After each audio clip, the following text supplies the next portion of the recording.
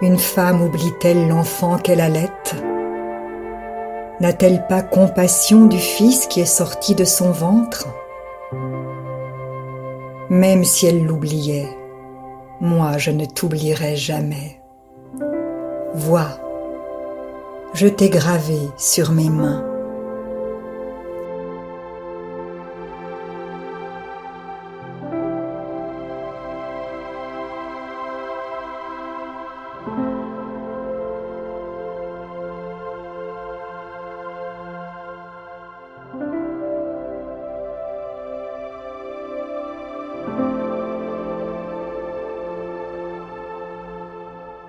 Nous étions, par notre condition même, destinés à la colère, tout comme les autres. Mais Dieu est riche en compassion. À cause du grand amour dont il nous a aimés, nous qui étions morts en raison de nos fautes, il nous a rendus à la vie avec Christ.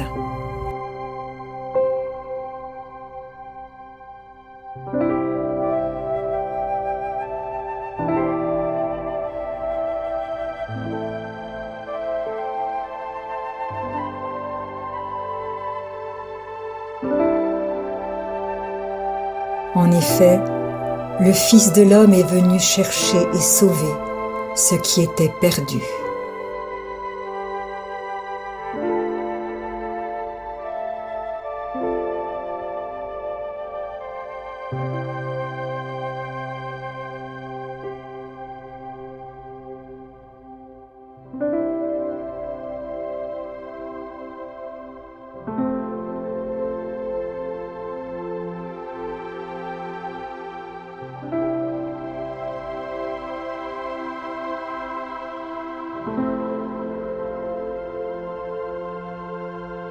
Dieu a tant aimé le monde qu'il a donné son Fils unique, afin que quiconque croit en lui ne périsse pas, mais ait la vie éternelle.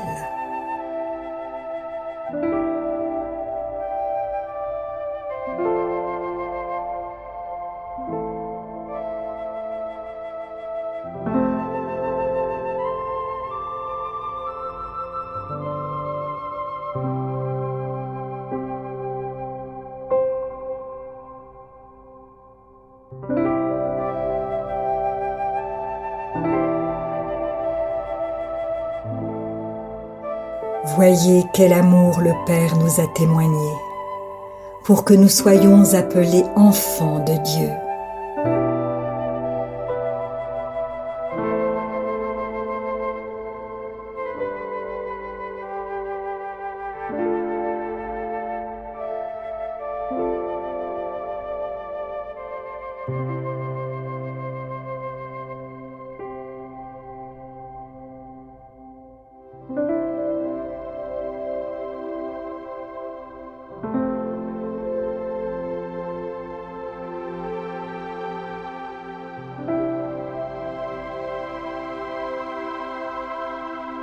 C'est par la grâce que vous êtes sauvés, par le moyen de la foi. Et cela ne vient pas de vous, c'est le don de Dieu. Ce n'est pas par les œuvres, afin que personne ne puisse se vanter.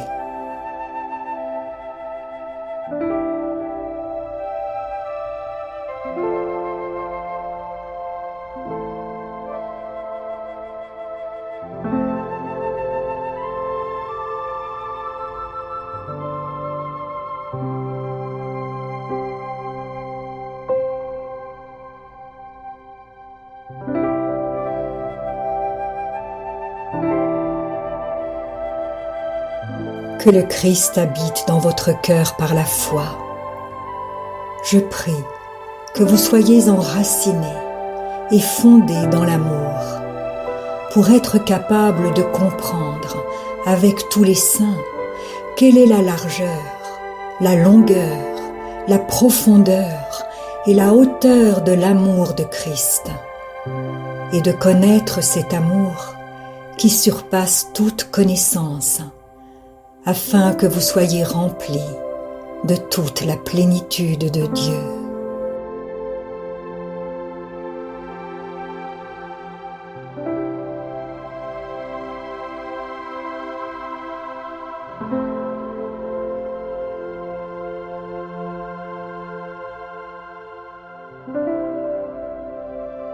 Voici comment l'amour de Dieu s'est manifesté envers nous. Dieu a envoyé son Fils unique dans le monde, afin que par lui, nous ayons la vie.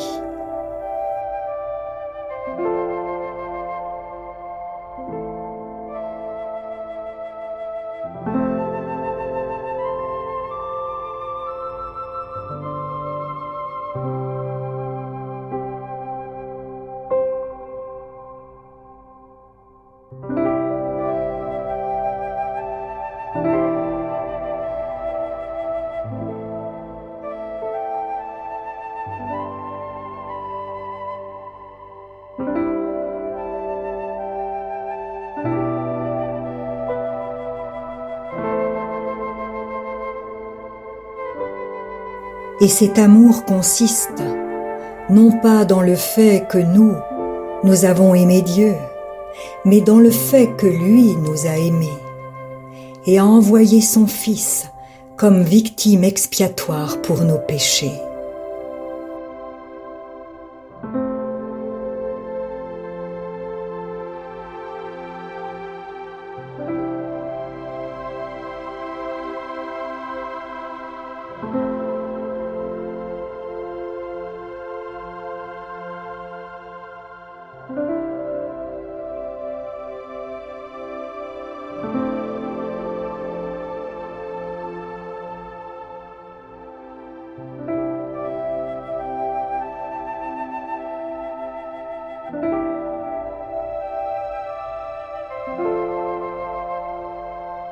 Bien-aimés, puisque Dieu nous a tant aimés, nous devons nous aussi nous aimer les uns les autres.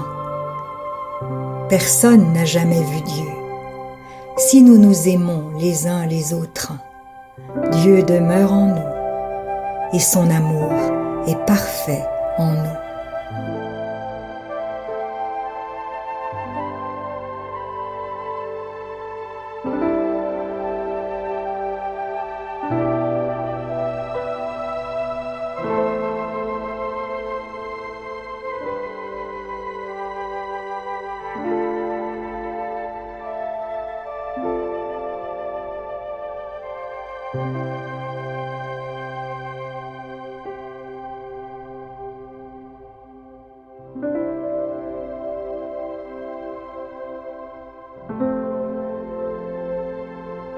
Or nous avons connu l'amour que Dieu a pour nous, et nous y avons cru. Dieu est amour, et celui qui demeure dans l'amour demeure en Dieu, et Dieu demeure en lui.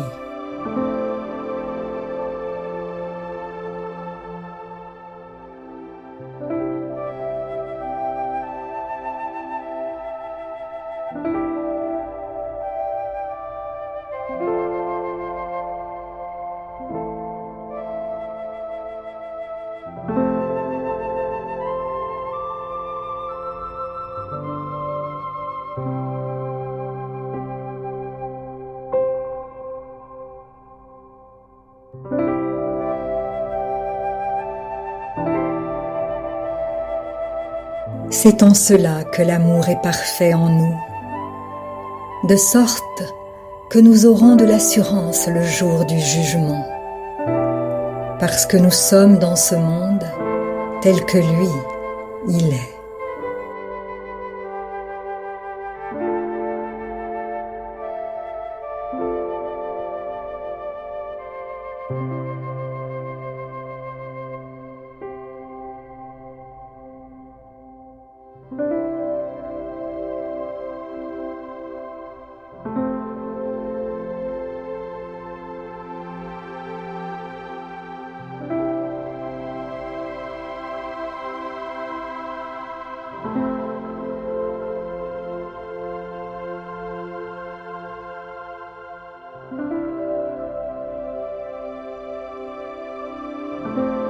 Celui qui a mes commandements et qui les garde, c'est celui qui m'aime. Celui qui m'aime sera aimé de mon Père, et moi aussi, je l'aimerai, et je me ferai connaître à lui.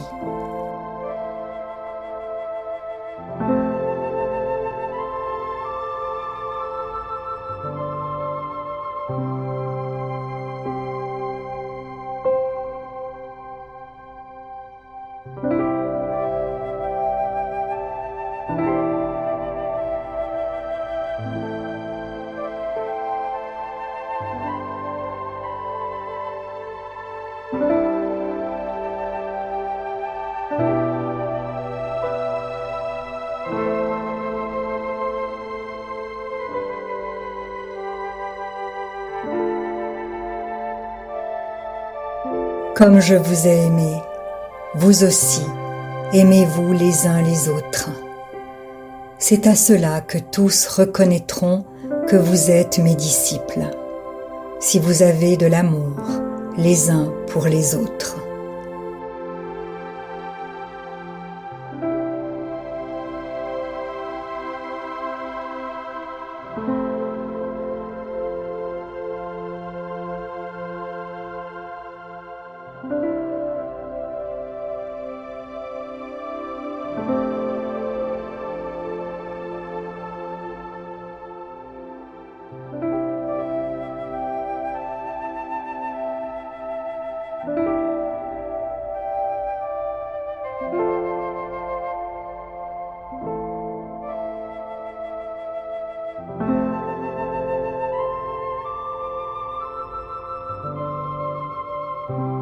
Il n'y a pas de peur dans l'amour. Au contraire, l'amour parfait chasse la peur, car la peur implique une punition. Celui qui éprouve de la peur n'est pas parfait dans l'amour. Quant à nous, nous l'aimons parce qu'il nous a aimés le premier.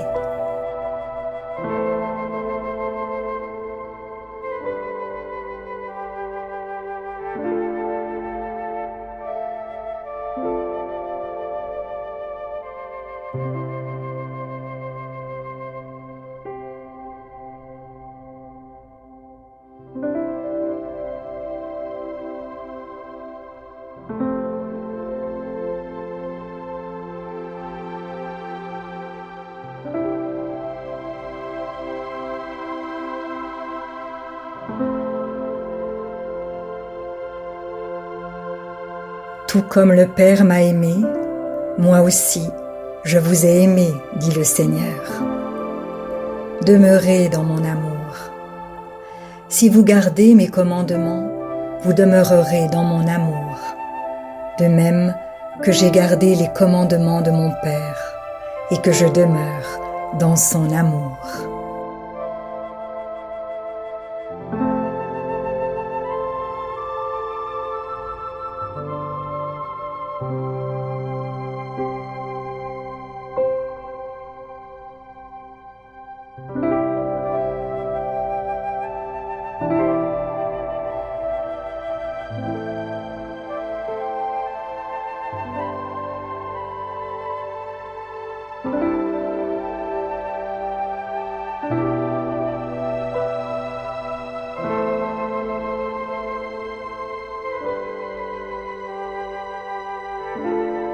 Le Père lui-même vous aime parce que vous m'avez aimé et que vous avez cru que je suis sorti de Dieu.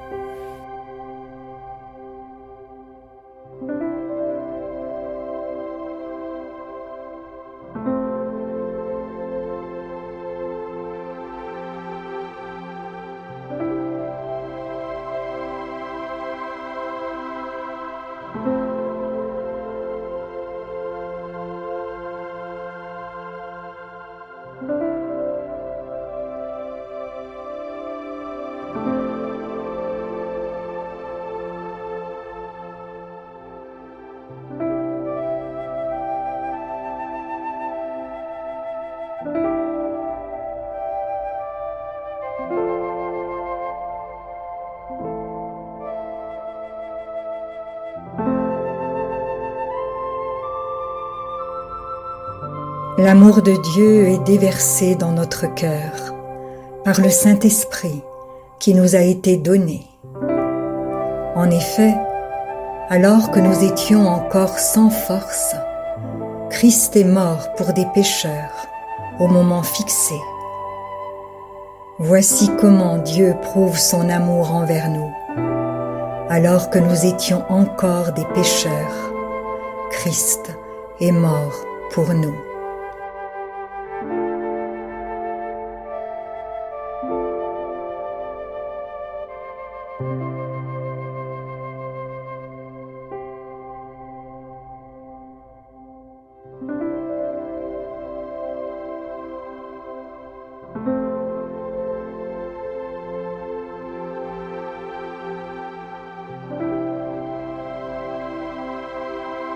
Nous sommes plus que vainqueurs, grâce à celui qui nous a aimés.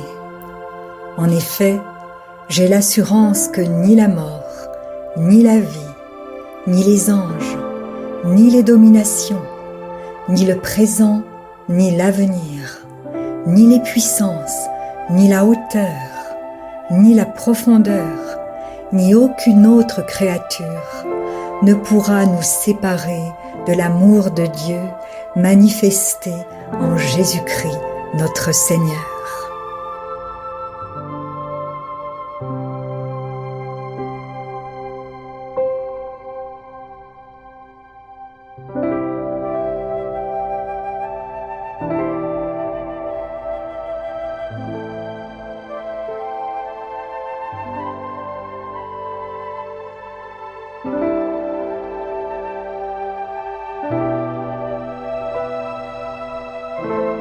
Jésus-Christ est à la droite de Dieu et il intercède pour nous. Qui nous séparera de l'amour de Christ ?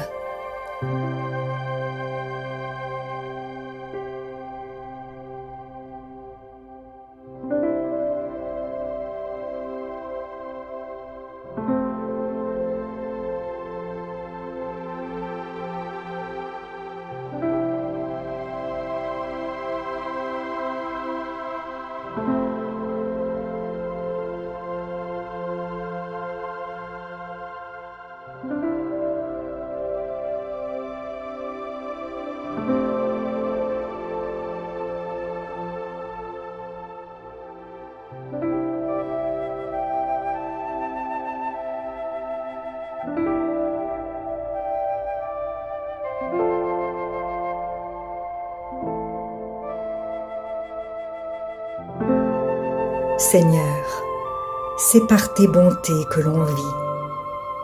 C'est grâce à elles que j'ai encore un souffle de vie. Tu m'as restauré, tu m'as fait revivre.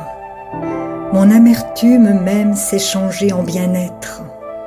Tu m'as aimé au point de me retirer de la fosse de la destruction, car tu as jeté derrière toi tous mes péchés.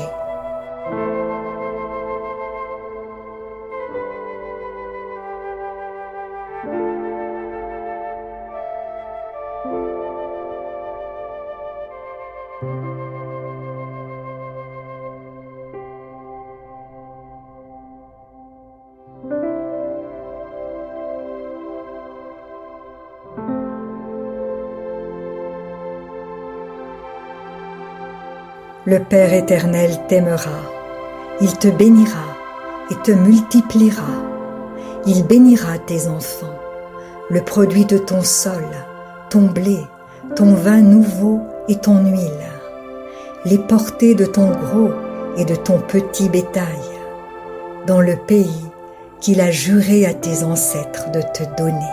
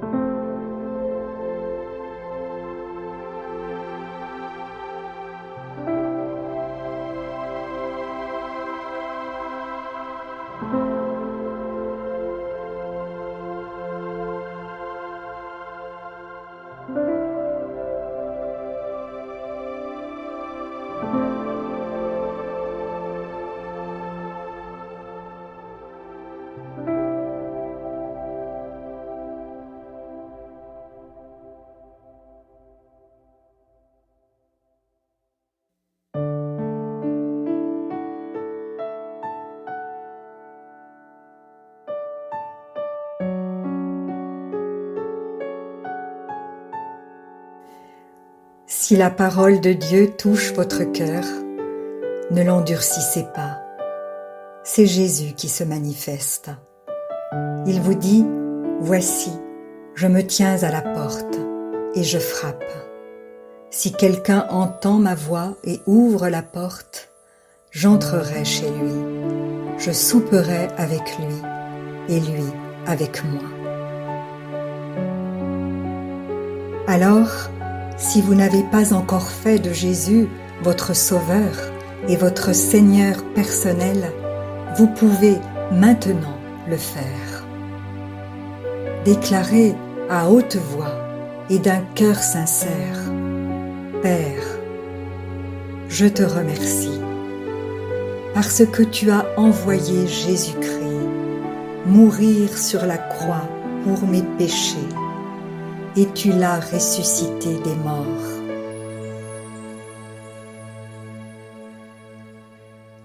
Je désire, du plus profond de mon cœur, recevoir ce pardon et être racheté par le sang de Jésus. Je t'accueille maintenant, Jésus, comme mon Seigneur et mon Sauveur. Je renonce désormais au péché et je veux te suivre tous les jours de ma vie. Au nom de Jésus. Amen.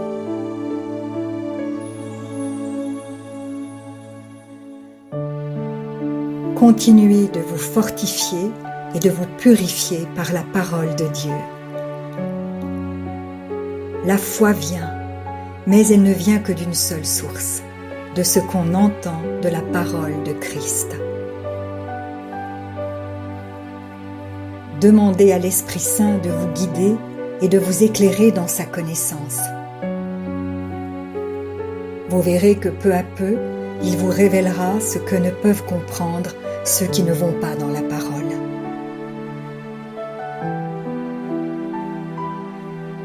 Et maintenant, ne restez pas seul. Trouvez une église qui se nourrit de la parole et y est fidèle. Soyez vigilants dans les enseignements que vous écoutez, car plusieurs faux prophètes s'élèveront et ils séduiront beaucoup de gens. Et en toutes choses, faites une confiance absolue au Seigneur. Vous êtes richement bénis.